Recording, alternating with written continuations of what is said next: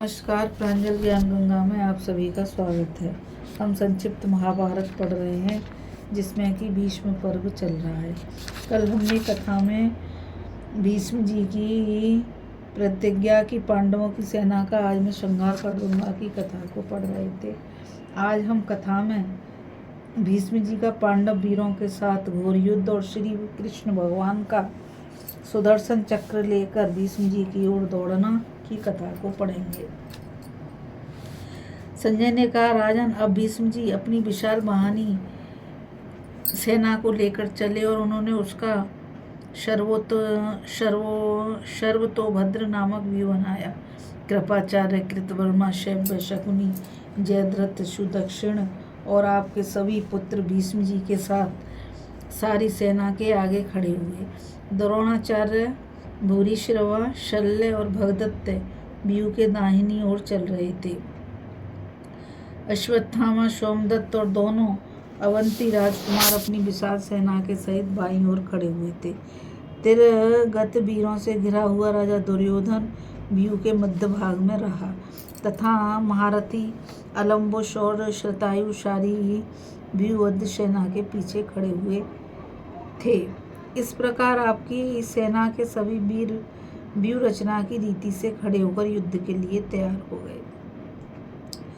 दूसरी ओर राजा युधिष्ठिर, भीमसेन, नकुल और सहदेव ये सारी सेना के व्यू के मुहाने पर खड़े हुए थे तथा धृष्टद्युम्न, विराट, सात्यकी, शिखंडी, अर्जुन, घटोत्कच, चेकितान, कुंतीभोज, अभिमन्यु, द्रुपद, युधामन्यु और केकई राजकुमार ये सब वीर भी कौरव के मुकाबले पर अपनी सेना का व्यू बनाकर खड़े हो गए। अब आपके पक्ष के वीर भीष्म जी को आगे करके पांडवों की ओर बढ़े। इस प्रकार भीमसेन आदि पांडव योद्धा और बढ़े। इस प्रकार भीमसेन आदि पांडव योद्धा भी संग्राम में विजय पाने की लालसा से भीष्म जी के साथ युद्ध करने के लिए आगे आए। बस दोनों ओर से घोर युद्ध होने लगा। दोनों ओर के वीर एक दूसरे की ओर दौड़कर प्रहार करने लगे। उस भीषण शब्द से पृथ्वी डगमगाने लगी। धूल के कारण दीप्यमान सूर्य भी प्रवाहीन मालूम पड़ने लगा। उस समय भारी भय की सूचना देता हुआ बड़ा प्रचंड पवन चलने लगा। गीदड़ियों बड़ा भयंकर चित्कार करने लगी। इससे ऐसा जान पड़ता था मानो बड़ा भारी संहार काल समीप आ गया है। कुत्ते तरह तरह के शब्द करके रोने लगे। आकाश से जलती हुई उल्काएं पृथ्वी की ओर गिरने लगीं। इस अशुभ मुहूर्त में आकर खड़ी हुई है हाथी, घोड़ों और राजाओं से युक्त उन दोनों सेनाओं का शब्द बड़ा ही भयंकर हो उठा। सबसे पहले महारथी अभिमन्यु ने दुर्योधन की सेना पर आक्रमण किया।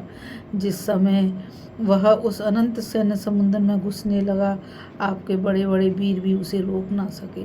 उसके छोड़े हुए बाणों ने अनेकों क्षत्रियों वीरों को यमलोक भेज दिया। वह क्रोधपूर्वक यमदंड के समान भयंकर बाण वर्षाकर अनेकों रथ, रथी, घोड़े, घुड़सवार तथा हाथी और गजारोहियों को विदीर्ण करने लगा।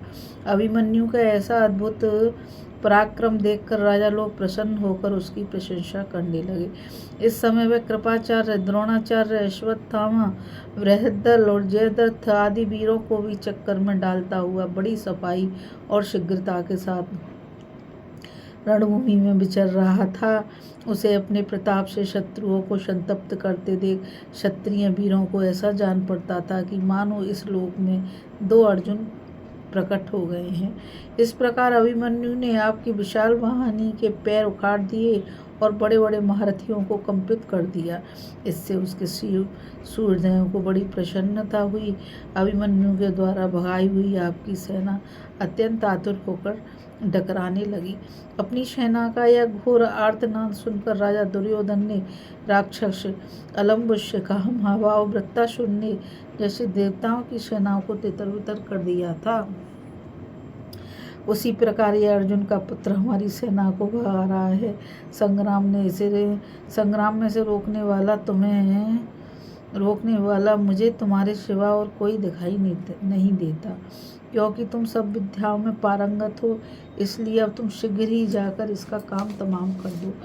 इस समय हम भीष्म, द्रोण आदि योद्धा अर्जुन का वध करेंगे। दुर्योधन के ऐसा कहने पर महाबली राक्षस राज वर्षाकालीन मेघ के समान महान गर्जना करता हुआ अभिमन्यु की ओर चला। उसका भीषण शब्द सुनकर पांडवों की सेना में खलबली पड़ गई। उस समय कई योद्धा तो डर के मारे अपने प्यारे प्राणों से हाथ धो बैठे। अभिमन्यु तुरंत ही धनुष बाण लेकर उसके सामने आ गया। उस राक्षस ने अभिमन्यु के पास पहुंचकर उससे थोड़ी ही दूरी पर खड़ी हुई उसकी सेना को भगा दिया। वह एक साथ पांडवों की विशाल वाहिनी पर टूट पड़ा और उस राक्षस के प्रहार से उस सेना में बड़ा भीषण संहार होने लगा। फिर वह राक्षस पांचों द्रौपदी पुत्रों के सामने आया। उन पांचों ने भी क्रोध में भरकर उस पर बड़े वेग से धावा किया। प्रतिविंध्य ने तीखे तीखे तीर छोड़कर उसे घायल कर दिया। बाणों की बौछार से उसके कवच के भी टुकड़े उड़ गए। अब उन पांचों भाइयों ने उसे बीधना आरंभ किया। इस प्रकार अत्यंत बाण विद्ध होने से उसे मूर्छा हो गई, किंतु थोड़ी ही देर में चेत होने पर क्रोध के कारण उसमें दूना बल आ गया। उसने तुरंत ही उनके धनुष बाण और ध्वजाओं को काट डाला। फिर उसने मुस्कुराते हुए एक एक को 5-5 बाण मारे तथा उनके सारथी और घोड़ों को भी मार डाला। इस प्रकार रथहीन करके उस राक्षस ने मार डालने की इच्छा से उन पर बड़े वेग से आक्रमण किया। उन्हें कष्ट में पड़ा देखकर तुरंत ही अभिमन्यु उसकी ओर दौड़ा। उन दोनों का इंद्र और वृत्तासुर के समान बड़ा भीषण संग्राम हुआ। दोनों ही क्रोध से तमतमाए आपस में भिड़ गए और एक दूसरे की ओर प्रलयाग्नि के समान घूरने लगे। अभिमन्यु ने पहले 3 और फिर 5 बाणों से अलम्बुस को बीध दिया। इससे क्रोध में भरकर अलम्बुस ने अभिमन्यु की छाती में 9 बाण मारे। इसके बाद उसने हजारों बाण छोड़कर अभिमन्यु को तंग कर दिया। तब अभिमन्यु ने कुपित होकर 9 बाणों से उसकी छाती को छेद दिया। वे उसके शरीर को भेदकर मर्म स्थानों में घुस गए। इस प्रकार अपने शत्रु से मार खाकर उस राक्षस ने रण क्षेत्र में बड़ी तामसी माया फैलाई। उससे सब योद्धाओं के आगे अंधकार छा गया। उन्हें ना तो अभिमन्यु ही दिखाई देता था और ना अपने या शत्रु पक्ष के वीर ही दिखते थे। उस भीषण अंधकार को देखकर अभिमन्यु ने भास्कर नाम का प्रचंड अस्त्र छोड़ा। उससे सब ओर उजाला हो गया। इसी प्रकार उसने और भी कई प्रकार की माया का प्रयोग किया। माया का नाश होने पर जब वह अभिमन्यु के बाणों से बहुत व्यतीत होने लगा तो भय के मारे अपने रथ को रण क्षेत्र में छोड़कर ही भाग गया। उस माया युद्ध करने वाले राक्षस को इस प्रकार परास्त करके अभिमन्यु आपकी सेना को कुचलने लगा। तब अपनी सेना को भागते हुए देखकर भीष्म जी और अनेकों कौरव महारथी उस अकेले बालक को चारों ओर से घेर कर बाणों से बीधने लगे, किंतु वीर अभिमन्यु बल और पराक्रम में अपने पिता अर्जुन और मामा श्री कृष्ण के समान था। बोलो वीर अभिमन्यु की जय। और उसने रणभूमि में उन दोनों के ही समान पराक्रम दिखलाया। इतने में ही वीरवर अर्जुन अपने पुत्र की रक्षा के लिए आपके सैनिकों का संहार करते हुए भीष्म जी के पास पहुंच गए। इसी तरह आपके पिता भीष्म जी भी रणभूमि में अर्जुन के सामने आकर डट गए। तब आपके पुत्र रथ, हाथी और घोड़ों के द्वारा सब ओर से घेर कर भीष्म जी की रक्षा करने लगे। इसी प्रकार पांडव लोग भी अर्जुन के आसपास रहकर भीषण संग्राम के लिए तैयार हो गए। अब सबसे पहले कृपाचार्य जी ने अर्जुन पर 25 बाण छोड़े। उसके उत्तर में सात्यकी ने आगे बढ़कर अपने पहने बाणों से कृपाचार्य को घायल कर दिया। फिर उसने उन्हें छोड़कर अश्वत्थामा पर आक्रमण किया। इस पर अश्वत्थामा ने सात्यकी के धनुष के 2 टुकड़े कर दिए और फिर उसे भी बाणों से बीत दिया। सात्यकी ने तुरंत ही दूसरा धनुष लेकर अश्वत्थामा की छाती और भुजाओं में 60 बाण मारे। उनसे अत्यंत घायल और व्यथित होने से उन्हें मूर्छा आ गई और वे अपनी ध्वजा के डंडे का सहारा लेकर रथ के पिछले भाग में बैठ गए। कुछ देर में चेत होने पर प्रतापी अश्वत्थामा ने कुपित होकर सात्यकी पर एक नराज छोड़ा। वह उसे घायल करके पृथ्वी में घुस गया। फिर एक दूसरे बाण से उन्होंने उसकी ध्वजा काट डाली और बड़ी गर्जना करने लगा। इसके बाद वे उस पर बड़े प्रचंड बाणों की वर्षा करने लगे। सात्यकी ने भी उस सारे सरसमूह को काट डाला और तुरंत ही अनेक प्रकार के बाण बरसाकर अश्वत्थामा को आच्छादित कर दिया। तब महापराक्रमी द्रोणाचार्य पुत्र की रक्षा के लिए सात्यकी के सामने आए और अपने तीखे बाणों से उसे छलनी कर दिया। सात्यकी ने भी अश्वत्थामा को छोड़कर 20 बाणों से आचार्य को बीध दिया। इसी प्रकार परम साहसी अर्जुन ने क्रोध में भरकर द्रोणाचार्य जी पर धावा किया। उन्होंने 3 बाण छोड़कर द्रोणाचार्य जी को घायल किया और फिर बाणों की वर्षा करके उन्हें ढक दिया। इससे आचार्य की क्रोधाग्नि एकदम भड़क उठी और उन्होंने बात ही बात में अर्जुन को बाणों से छा दिया। तब दुर्योधन ने सुशर्मा को संग्राम में द्रोणाचार्य जी की सहायता करने की आज्ञा दी। इसलिए त्रिगर्त राज ने भी अपना धनुष चढ़ाकर अर्जुन को लोहे की नोक वाले बाणों से आच्छादित कर दिया। तब अर्जुन ने भी भीषण सिंहनाद करके सुशर्मा उसके पुत्र को अपने बाणों से बीध दिया तथा वे दोनों ही भी मरने का निश्चय करके उन पर टूट पड़े और उनके रथ पर बाणों की वर्षा करने लगे। अर्जुन ने उस बाण वर्षा को अपने बाणों से रोक दिया। उनका ऐसा हस्तलाघव देख कर देवता और दानव भी प्रसन्न हो गए। फिर अर्जुन ने कुपित होकर कौरव सेना के अग्रभाग में खड़े हुए त्रिगर्त वीरों पर वायव्यास्त्र छोड़ा। उसने आकाश में खलबली पैदा करता हुआ बड़ा प्रचंड पवन प्रकट हुआ, जिसके कारण अनेकों वृक्ष उखड़कर गिर गए तथा बहुत से वीर धराशायी हो गए। तब द्रोणाचार्य जी ने शैलास्त्र छोड़ा, उससे वायु रुक गई और सब दिशाएं स्वच्छ हो गईं। इस प्रकार पांडु पुत्र अर्जुन ने तीरगत रथियों का उत्साह ठंडा कर दिया और उन्हें पराक्रमहीन करके युद्ध के मैदान से भगा दिया। राजन, इस प्रकार युद्ध होते होते जब मध्याह्न हो गया तो गंगानंदन भीष्म जी अपने पैने बाणों से पांडव पक्ष के सैकड़ों हजारों सैनिकों का संहार करने लगे। तब धृष्टद्युम्न, शिखंडी, विराट, द्रुपद और भीष्म जी के सामने आकर उन पर बाणों की वर्षा करने लगे। भीष्म जी ने धृष्टद्युम्न को बीध कर 3 बाणों से विराट को घायल किया और 1 बाण राजा द्रुपद पर छोड़ा। इस प्रकार भीष्म जी के हाथ से घायल होकर वे धनुर्धर वीर बड़े क्रोध में भर गए। इतने में ही शिखंडी ने पितामह को बीध दिया, किंतु उसे स्त्री समझकर उन्होंने उस पर वार नहीं किया। फिर धृष्टद्युम्न ने उनकी छाती और भुजाओं में 3 बाण मारे तथा द्रुपद ने 25, विराट ने 10 और शिखंडी ने 25 बाणों से उन्हें घायल कर दिया। भीष्म जी ने 3 बाणों से तीनों वीरों को बीध दिया और 1 बाण से द्रुपद का धनुष काट डाला। उन्होंने तत्काल दूसरा धनुष लेकर 5 बाणों से भीष्म जी को और 3 से उनके सारथी को बीध दिया। अब द्रुपद की रक्षा करने के लिए भीमसेन, द्रौपदी के 5 पुत्र, केकई देशीय 5 भाई, सात्यकी, राजा युधिष्ठिर, धृष्टद्युम्न भीष्म जी की ओर दौड़े। इस प्रकार आपकी ओर के सब वीर भी भीष्म जी की रक्षा के लिए पांडवों की सेना पर टूट पड़े। अब आपके और पांडवों के सेनानियों का बड़ा घमासान युद्ध होने लगा। रथी रथियों से भिड़ गए तथा पैदल गजारोही और अश्वारोही भी आपस में मिलकर एक दूसरे को यमराज के लोक भेजने लगे। दूसरी ओर अर्जुन ने अपने तीखे बाणों से सुशर्मा के साथी राजाओं को यमराज के घर भेज दिया। अब सुशर्मा भी अपने बाणों से अर्जुन को घायल करने लगा। उसने 70 बाणों से श्री कृष्ण पर और 9 से अर्जुन पर वार किया, किंतु अर्जुन ने उन्हें अपने बाणों से रोककर सुशर्मा के कई वीरों को मार डाला।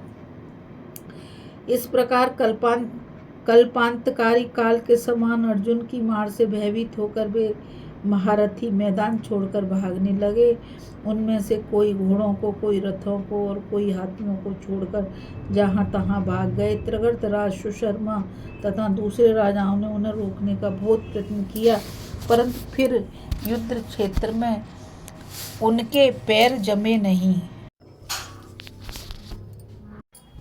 यह देखकर राजा दुर्योधन ने दुशासन से कहा, वीरवर, इस समय पांडवों ने पितामह को चारों ओर से घेर लिया है, इसलिए तुम्हें उनकी रक्षा करनी चाहिए। दुर्योधन का ऐसा आदेश पाकर आपका पुत्र दुशासन बड़ी विशाल वाहिनी से भीष्म जी को घेर कर खड़ा हो गया। शकुनी 1,00,000 सुशिक्षित घुड़सवारों को लेकर नकुल, सहदेव और राजा युधिष्ठिर को रोकने लगा तथा दुर्योधन ने भी पांडवों को रोकने के लिए 10,000 घुड़सवारों की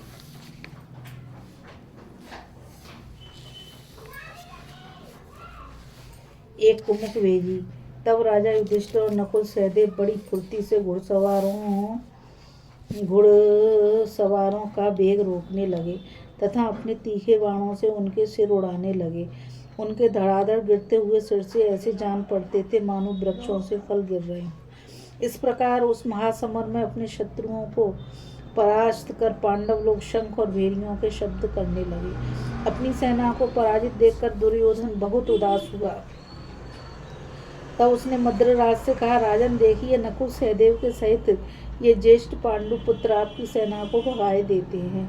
आप इन्हें रोकने की कृपा करें। आपके बल और पराक्रम को हर कोई सहन नहीं कर सकता। दुर्योधन की यह बात सुनकर मद्राज शल्य रथ सेना लेकर राजा युधिष्ठिर के सामने आए। उनकी सारी विशाल वाहिनी एक साथ युधिष्ठिर के ऊपर टूट पड़ी, किंतु धर्मराज ने उस सैन्य प्रवाह को तुरंत रोक दिया और 10 बाण राजा शल्य की छाती में मारे। इसी प्रकार नकुल और सहदेव ने भी उनके साथ साथ बाण मारे। मद्रराज ने भी उनमें से प्रत्येक के 3-3 बाण मारे। फिर 60 बाणों से राजा युधिष्ठिर को घायल किया और 2-2 बाण माद्री पुत्रों पर भी छोड़े। बस दोनों ओर से बाण ही घोर और कठोर युद्ध होने लगा। अब सूर्योदय पश्चिम की ओर ढलने लगे थे। अतः आपके पिता भीष्म जी ने अत्यंत कुपित होकर बड़े तीखे बाणों से पांडव और उनकी सेना पर वार किया। उन्होंने 12 बाणों से भीम को, 9 से सात्यकी को, 3 से नकुल को, 7 से सहदेव को और 12 से राजा युधिष्ठिर के वक्षस्थल को बीध कर बड़ा सिंहनाद किया। तब उन्हें बदले में नकुल ने 12, सात्यकी ने 3, धृष्टद्युम्न ने 70, भीमसेन ने 7 और युधिष्ठिर ने 12 बाणों से घायल किया। इसी समय द्रोणाचार्य ने 5-5 बाणों से सात्यकी और भीमसेन पर चोट की तथा भीम और सात्यकी ने भी उन पर 3-3 बाण छोड़े। इसके बाद पांडवों ने फिर पितामह को घेर लिया, किंतु उनसे गिरकर भी अजय भीष्म वन में लगी हुई आग के समान अपने तेज से शत्रुओं को जलाते रहे। उन्होंने अनेकों रथ, हाथी और घोड़ों को मनुष्यहीन कर दिया। उनकी प्रत्यंचा की बिजली कड़क के समान टंकार सुनकर सब प्राणी कांप उठे और उनके अमोघ बाण चलने लगे। भीष्म जी के धनुष से छूटे हुए बाण योद्धाओं के कवच में नहीं लगते थे, वे सीधे उनके शरीर को फोड़कर निकल जाते थे। चेदी, काशी और कुरुश देश के 14,000 महारथी जो संग्राम में प्राण देने को तैयार और कभी पीछे पैर नहीं रखने वाले थे, भीष्म जी के सामने आकर अपने हाथी, घोड़े और रथों के सहित नष्ट होकर परलोक में चले गए। अब पांडवों की सेना इस भीषण मारकाट से आर्तनाद करती हुई भागने लगी। यह देखकर श्री कृष्ण ने अपना रथ रोककर अर्जुन से कहा, कुंती नंदन, तुम जिसकी प्रतीक्षा में थे, अब वह समय आ गया है। इस समय यदि तुम मोहग्रस्त नहीं हो तो भीष्म जी पर वार करो। तुमने विराट नगर में राजाओं के एकत्रित होने पर संजय के सामने जो कहा था कि मुझसे संग्राम भूमि में भीष्म, द्रोणादि जो भी धृतराष्ट्र के सैनिक युद्ध करेंगे, उन सभी को मैं उनके अनुयायियों के सहित मार डालूंगा।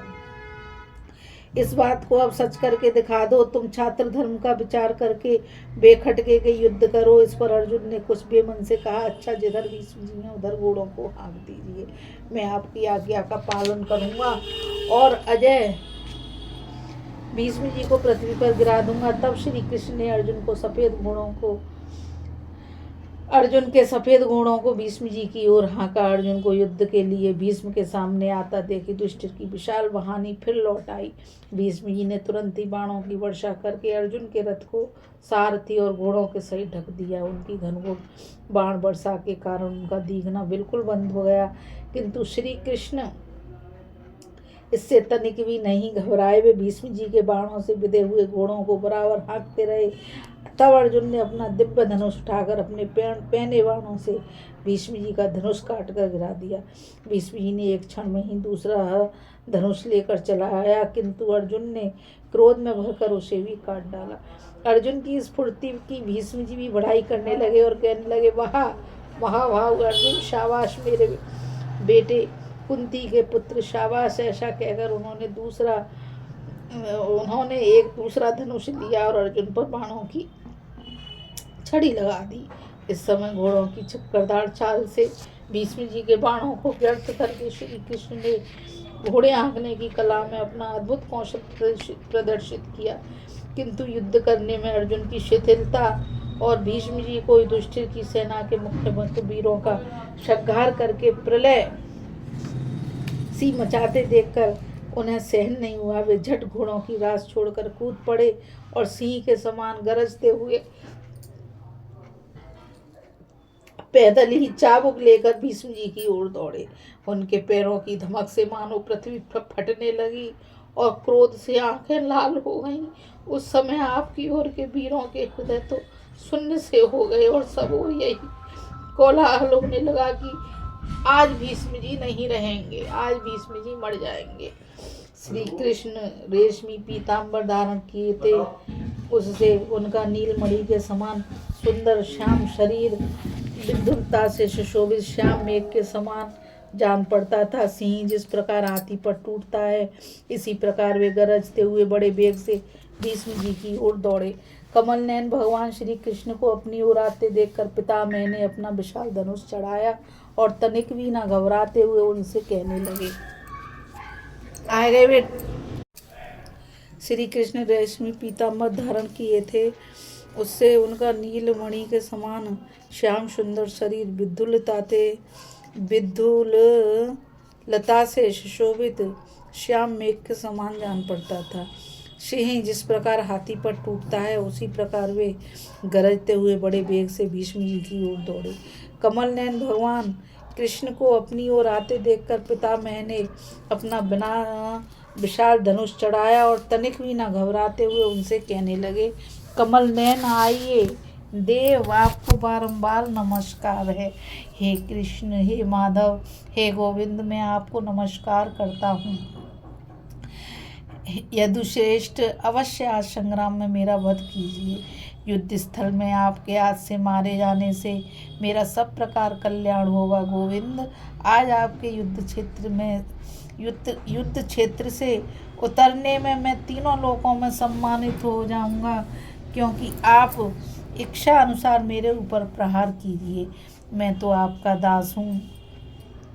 इसी समय अर्जुन ने पीछे से जाकर भगवान को अपनी भुजाओं में भर लिया, किंतु इस पर भी वे अर्जुन को घसीटते हुए बड़ी तेजी से आगे ही बढ़ चले।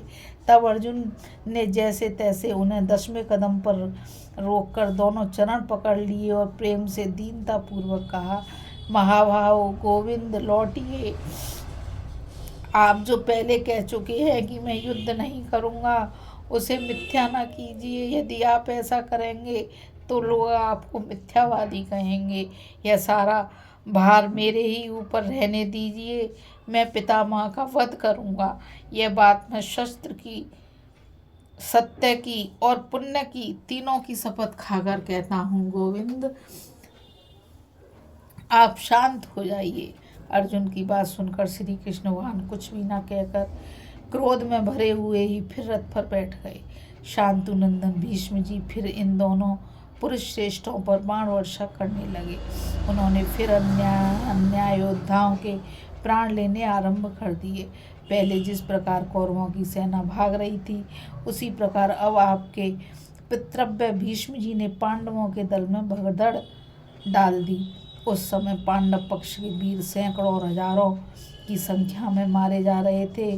वे ऐसे निरुत्साह हो गए थे कि मध्यकालीन सूर्य के समान तेजस्वी भीष्म की ओर ताक भी नहीं सकते थे। पांडव लोग भौचक्के से होकर भीष्म जी का वह अमानवीय पराक्रम देखने लगे। उस समय दल दल में फंसी हुई गाय के समान भागती हुई पांडव सेना को अपना कोई भी रक्षक दिखाई नहीं देता था। इस प्रकार बलवान भीष्म जी ने पांडवों के बलहीन वीरों को चींटी की तरह मशल दिया। इसी समय भगवान सूर्यास्त होने लगे, इसलिए दिन भर के युद्ध से थकी हुई सेना का युद्ध बंद करने का मन हो गया। इस कथा में बस इतना ही।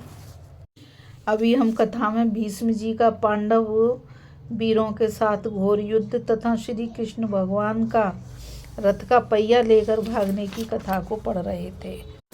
अब आगे कथा में हम पांडवों का भीष्म जी से मिलकर उनके वध का उपाय जानने की कथा को पढ़ेंगे। तो अब मुझ गीता रावत को आज्ञा दीजिए, कल फिर मिलेंगे एक नई कथा के साथ। और मैं आप सभी से यही कहना चाहूँगी कि इस चैनल को ज़्यादा से ज़्यादा लाइक, शेयर और सब्सक्राइब करिए, ताकि यह अमूल्य ज्ञान अधिक से अधिक लोगों तक पहुँच सके। राधे राधे, जय श्री कृष्णा, नमस्कार।